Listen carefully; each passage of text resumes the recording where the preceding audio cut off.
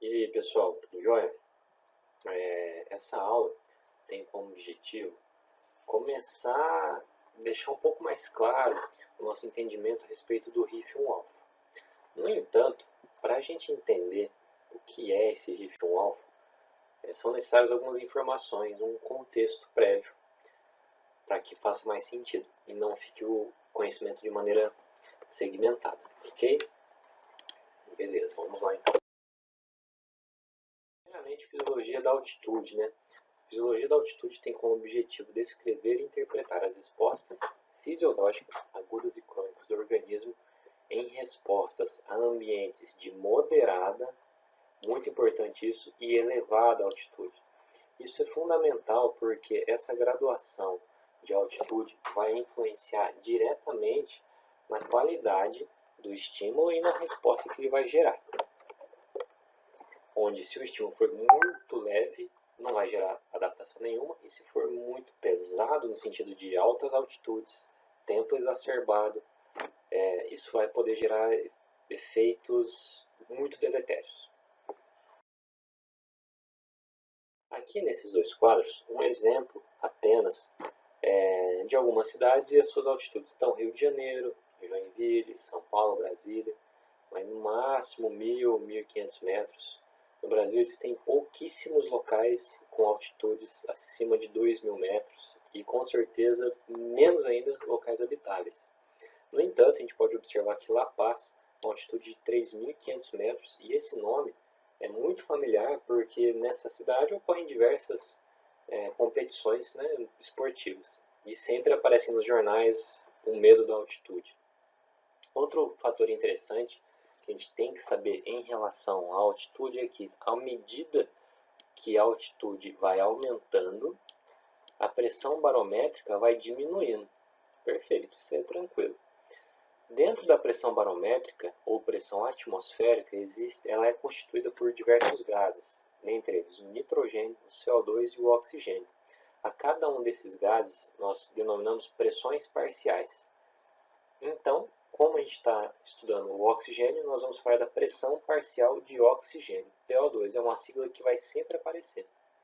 E à medida que a altitude aumenta, a pressão atmosférica diminui, a pressão parcial do gás, oxigênio, também diminui. E vamos lembrar que os gases eles são transportados ou eles se difundem nas células por meio da difusão, por um meio de pressão maior para um meio de pressão menor, na tentativa de equalizar essas pressões. Portanto, o entendimento dessas pressões ele é fundamental para a gente entender o caminho que o oxigênio faz no organismo. Então, pessoal, o indivíduo, quando exposto agudamente a elevadas altitudes, ou seja, a esse menor valor de pressão parcial de oxigênio, ocorre uma série de situações no organismo dele que vão interferir na homeostase do oxigênio. Por exemplo, diminuição da saturação da hemoglobina, entre outros, que vão afetar diretamente a hematose, ou seja, a troca gasosa que ocorre lá nos pulmões, além da diminuição do consumo de oxigênio. Dessa maneira, a gente pode entender que tudo que houver relacionado ao oxigênio pode ser interferido com a exposição à altitude. Quando a gente fala de exercício, nós temos diferentes níveis de adaptação. E os níveis de adaptação relacionados à hipóxia, à altitude, são basicamente dois. As maiores adaptações, melhor dizendo. Adaptações no desempenho atlético e adaptações com relação, por exemplo, ao peso corporal, como a conhecida anorexia da altitude. Essas adaptações ocorrem de maneira global no corpo como um todo. Aqui nós temos a figura das engrenagens que representam o sistema respiratório, cardíaco e muscular, uma representação muito feliz que a gente consegue utilizar ela para várias explicações. No entanto, quando a gente vai aprofundar ainda mais as adaptações, nós podemos estudar as adaptações que ocorrem a nível muscular. E ainda assim, podemos aprofundar mais estudando adaptações que ocorrem a níveis moleculares. O RIF1-alfa se encontra nesse nível, o nível molecular da adaptação. E, de maneira muito interessante, ele responde exatamente às adaptações que ocorrem a nível global, uma vez que ele é o desencadeador de respostas gênicas que irão se tornar novas proteínas, novas estruturas, potencializando assim consumo de oxigênio e desempenho atlético, entre outros fatores. Dessa maneira, na década de 90, uma família de fatores foi identificada, os fatores indutíveis da hipóxia. Esses fatores são proteínas que vão desencadear algum efeito. Desses fatores indutíveis à hipóxia, a gente vai começar a falar deles com a abreviação RIF. São três principalmente: o RIF1, o RIF2, o RIF3. O RIF1 ele é onipresente, ou seja, ele está praticamente em todas as células do organismo, muito encontrado. O RIF2 ele é mais específico e o RIF3 muito pouco estudado, caracterizando assim um maior número de evidências científicas no RIF1 e RIF2. O RIF1, então, ele é um heterodímero composto por dois fatores transcricionais. Um deles, o ARNT, ou RIF1-beta, esse daqui ele também é relativamente estável, presente em todas as células, e ele fica lá guardadinho no núcleo da célula. E a cadeia alfa, ou RIF1-alfa. O RIF1-alfa, diferentemente do RIF1-beta, ele é dependente das tensões ou das concentrações, das pressões parciais de oxigênio, das concentrações de oxigênio na célula muscular. Célula muscular, lembrando que a gente estuda o músculo, né? Então o RIF1-alfa, diferentemente do RIF1-beta, ele é dependente das tensões de oxigênio. Onde, quando o organismo se encontra em hipóxia, as suas concentrações aumentam. Nós veremos daqui a pouquinho como que aumenta. E em normóxia ele se mantém estável, sendo ativado em situações apenas de exercício muito intenso. Aqui mais uma vez a figura que representa o organismo na situação de normóxia. Lembra que nós falamos anteriormente de pressão parcial do oxigênio? O ar atmosférico, a nível do mar, tem uma pressão parcial de oxigênio de 159 milímetros de mercúrio. Nos pulmões, no ar alveolar, essa pressão já cai para 105 milímetros de mercúrio. Capilar pulmonar já cai para 100. O ar no músculo, nos capilares que envolvem o músculo, já cai para 40. E no músculo propriamente dito, alguns autores dizem que pode chegar até 3 milímetros de mercúrio, dependendo do exercício. Então a gente consegue observar, a gente pode observar que um músculo ele é um ambiente hipóxico, né? Muito pouco oxigênio, mesmo em situação de normóxia. Ou seja, mesmo em situação de normóxia, existe a produção de RIF no músculo, gerando uma série de fatores que nós veremos quais são. Agora imagine em situação de hipóxia, né? Isso é diferente, vai alterar ainda mais. Vamos analisar agora uma célula apenas. Então aqui o retângulo rosa representa uma célula. Essa figura foi retirada de um dos artigos utilizados para a apresentação, que estão no final da apresentação, vale muito a leitura. Então em normóxia a quantidade de oxigênio é suficiente. O RIF1-alfa ele é continuamente produzido dentro da célula muscular em questão. No entanto, com as quantidades de oxigênio normais, ele sofre alguns processos. O primeiro passo é a hidroxilação. Ele é hidroxilado pelas prolil-hidroxilases, da sigla PHD, onde o RIF ele é marcado com duas hidroxilas, aqui representado pelo OH. Isso faz com que um outro fator, o VHL, muito importante, a gente vai verificar depois por que ele é muito importante, se ligue a esse RIF hidroxilado, gerando um novo complexo por meio da ubiquitinação, que é o segundo passo. Esse RIF, agora marcado com as ubiquitinas, ele vai ser então degradado no proteossomo.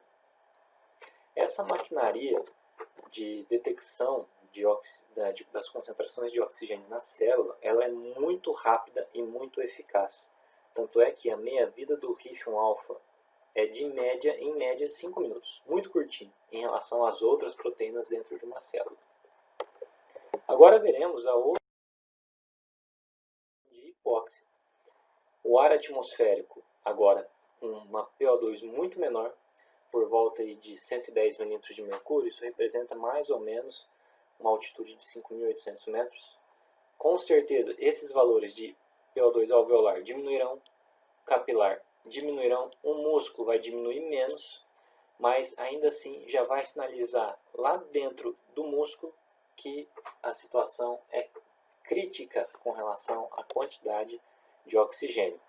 Isso vai fazer com que, então, o RIF, que anteriormente ele era hidroxilado, ubiquitinado e degradado, ele vai se manter dentro da célula da seguinte maneira.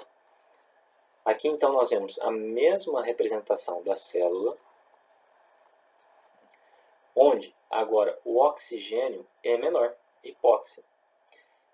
Com as concentrações de oxigênio menores, agora a PHDs prolil hidroxilases são inibidas, fazendo com que o RIF1-alfa comece a se acumular dentro do citoplasma. Além disso, outros fatores, como o VEGF, que é o fator de crescimento endotelial, também produzido nessa situação, se ligue na membrana da célula ao seu receptor específico, desencadeando uma série de fatores e cascatas moleculares, gerando, transcrevendo mais RIF1-alfa. O RIF1-alfa, por sua vez, vai se acumulando dentro do citoplasma, se acumulando, onde ele vai ser agora fosforilado pela MAPK, ganhando esse fosfato, chegando até o núcleo da célula. Lá no núcleo da célula, ele agora então se liga ao RIF1-beta, formando um complexo RIF1-alfa e RIF1-beta. Esse complexo ele vai se ligar no núcleo da célula, nesse outro local de fator de transcrição, que é o HRE, que são os elementos responsíveis à hipóxia. Isso aqui é importantíssimo porque diversas células têm esse HRE no seu núcleo. Isso mostra que o RIF tem um papel muito além do exercício físico, como nós conhecemos. Depois dessa ligação do complexo RIF1-alfa e RIF1-beta nos elementos responsíveis à hipóxia, vai ocorrer então a transcrição, a produção de novos genes, entre eles genes para angiogênese, vasodilatação, eritropoetina e transportadores de glicose. No entanto, vale ressaltar de maneira muito bacana, que o organismo é muito esperto, que a quantidade de RIF é dependente do tipo de fibra e também nos tecidos, em tecidos específicos. Alguns tecidos têm mais, outros têm menos. Com relação ao tipo de fibra, indivíduos com maior proporção de fibras tipo 2 têm maiores concentrações de RIF1-alfa em repouso do que indivíduos com maior proporção de fibras do tipo 1, que são os oxidativos. No entanto, o RIF1-alfa, pessoal, ele vai muito além do papel no exercício como nós conhecemos. Em 2019, esses 3 pesquisadores foram laureados com o Prêmio Nobel pelas suas descobertas em como as células se adaptam à disponibilidade de oxigênio. Eles relacionaram essa disponibilidade de oxigênio às células tumorais, onde verificaram que o VHL, aquele fator mostrado anteriormente, quando inibido, gera um aumento do RIF1-alfa, que vai gerar um aumento no crescimento tumoral em alguns tumores sólidos. Da mesma maneira, quando eles conseguiram superexpressar o VHL, isso faz com que o RIF1-alfa fique em menores concentrações dentro da célula, freando então o crescimento tumoral. Além disso, o RIF1-alfa também está relacionado ao ciclo celular e apoptose. Quando não existe a presença do RIF1-alfa em situações experimentais, ocorrem o não desenvolvimento de regiões com instabilidade vascular, falha na upregulation de alguns genes e também má formação óssea e má formação de algumas estruturas cartilaginosas. Dessa maneira, as evidências mostram que as respostas à hipóxia mediadas pelo RIF têm um papel fundamental no desenvolvimento, doença e na homeostase dos indivíduos. Aqui seguem as referências, são muito boas, vale a pena a leitura. Ok? Obrigado.